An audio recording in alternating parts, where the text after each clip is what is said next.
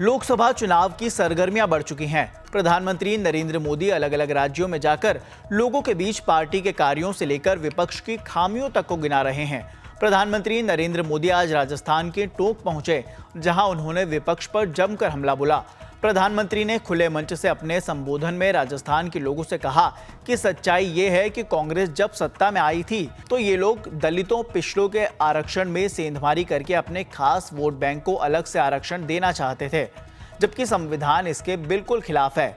प्रधानमंत्री नरेंद्र मोदी ने कहा कि आरक्षण का जो हक बाबा साहेब ने दलित, पिछड़ों और आदिवासियों को दिया, कांग्रेस और इंडिया अलायंस वाले इसे मजहब के आधार पर मुसलमानों को देना चाहते थे।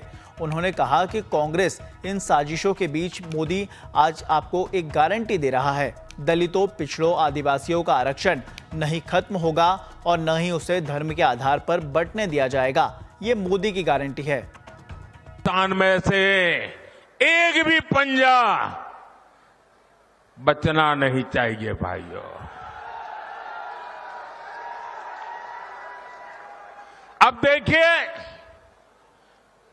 कांग्रेस पार्टी ने संविधान के साथ, बाबा साहब आंबेडकर के दिए हुए संविधान के साथ किस प्रकार से खिलवाड़ करने की कोशिश की।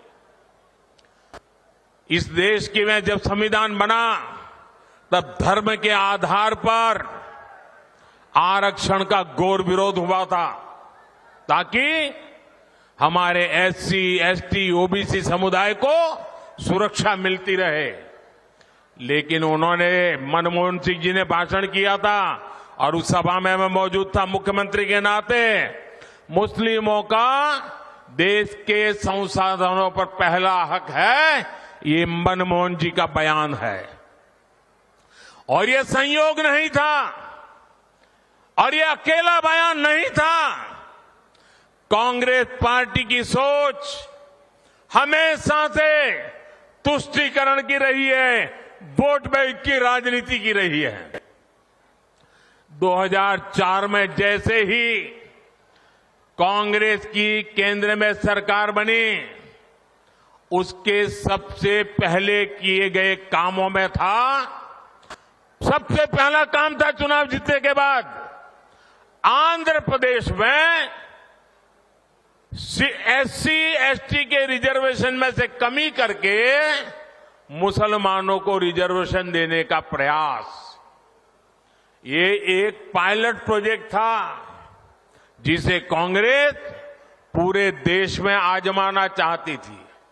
2004 से 2010 के बीच कांग्रेस ने 4 बार आंध्र प्रदेश में मुस्लिम रिजर्वेशन लागू करने की कोशिश की, लेकिन कानूनी अड़चनों की वजह से, सुप्रीम कोर्ट की जागरूकता के कारण वो अपने मंसूबा जो लेके चले थे वो पूरे नहीं कर पाए। 2011 में कांग्रेस ने इसे देश में लागू करने की कोशिश की। एससी, एसटी को और ओबीसी को मिला हुआ अधिकार छीन करके वोट बैंक की राजनीति के लिए औरों को देने का खेल किया। कांग्रेस ने इतने प्रयास ये जानते बूझते किए कि ये सब संविधान की मूल भावना के खिलाफ था, लेकिन कांग्रेस ने संविधान की परवाह नहीं की, बाबा साहब आंबेडकर की परवाह नहीं की। जब कर्नाटका की बीजेपी सरकार ने, जब हमें मौका मिला तो हमने पहला काम किया, उन्होंने जो एससी, एसटी से छीन करके मुस्लिम कोटा निकाला था उसको हमने खत्म कर दिया और जिनका हक था उनका हित सुरक्षित रखा।